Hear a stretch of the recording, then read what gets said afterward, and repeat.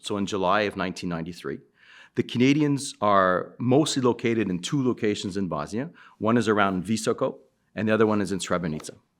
So the major calls me in and say, well, we have an escort patrol to do. Basically explain the mission. What I know at that time when we start early in the morning is we have to go to the brigade headquarters and escort some nurses because they had been forced to leave their hospital.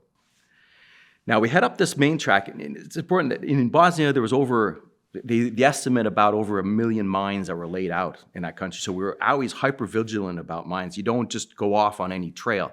We spot a pretty good looking track to try to be able to go to the north. Even at that point, we're so far away from the Canadian camps that our radios can't reach them. So we really know that we are on our own. And we keep going for about another couple kilometers, and then suddenly the lead vehicle stops, like suddenly, stands on the brake. Everyone lands, like, what the heck's going on? There's 3 anti-tank mines dug in the road, and he saw the detonators. I don't know how he saw it, but he saw the detonators. And so we came a couple feet of losing the whole vehicle and everyone who was in it. So we back the vehicles up and make sure that everyone stays on the same tracks, right? Because if you've gone that far, those tracks are safe. Everything else, not safe. Back them up. We find another alternate route. So we do a couple kilometers on this, then we see a sign for a hospital. It seems a little bit odd. It seems too soon, but it's a sign for a hospital, right? It might be our hospital. So we take down that road, and then we end up at the Bakovici hospital. Well, this place was taken over by Croatian troops.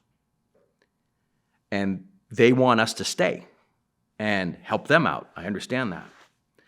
But while they're trying to negotiate to let us leave, I recognize a soldier from the Croatian army that I had actually chatted with a few weeks before on a roadblock during one of our patrols.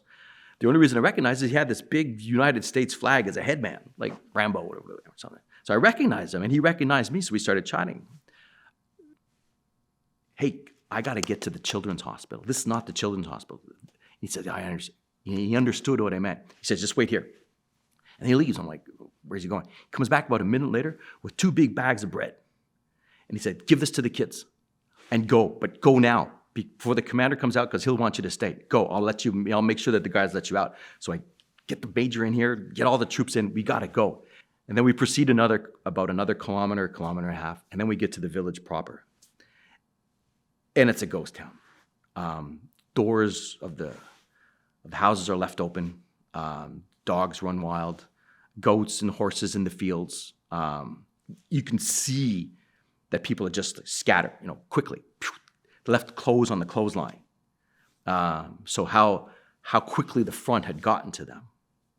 This is a children's hospital in a communist country, in a war zone, that's been abandoned for at least 3 days.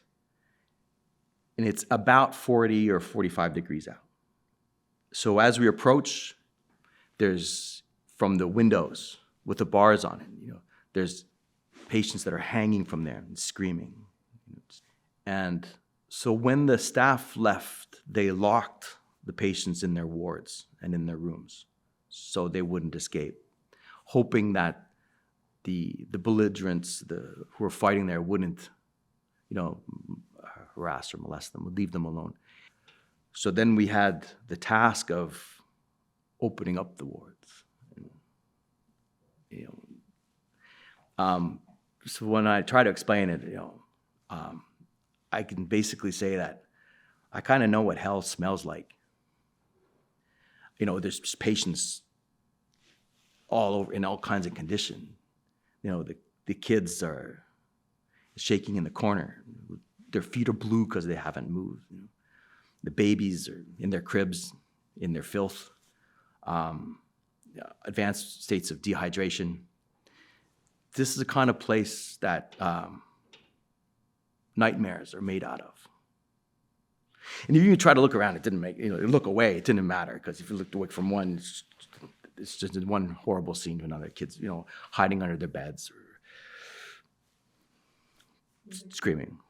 A lot of them are, you talk about intellectual disabilities as well. Most of them are in advanced states of shock and confusion. They're dehydrated. they're famished, they're panicked.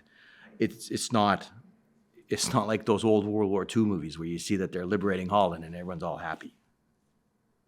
It's you got to push them aside. You got to get in. And then you give them water, and they just like. So at that point, he's still hearing shots outside randomly, and I'm getting kind of mad about that. And so I make sure that I'm standing very, very visible, and I'm pointing at the building where we know there's about 200 meters away, and I say, if they fire one more shot, I want you to level that building. They have a 50 caliber machine gun. It's what they have in, to shoot down airplanes with that. It's a big gun. And it stopped. So good. And they start again. Enough of this. I say, no, the safest, everything going on, the safest and the best thing that we can do is go back and get help. So we had to lock everything back up, get everyone back in the APCs. With dysentery, diarrhea, dehydration would have killed them in about 2 or 3 days. The very next day, Canadians from the Pioneer Platoon with Canadian medics were dispatched the very next day to go and secure the site and provide like an increased level of aid. So we saved a couple hundred kids. It's not bad, all told.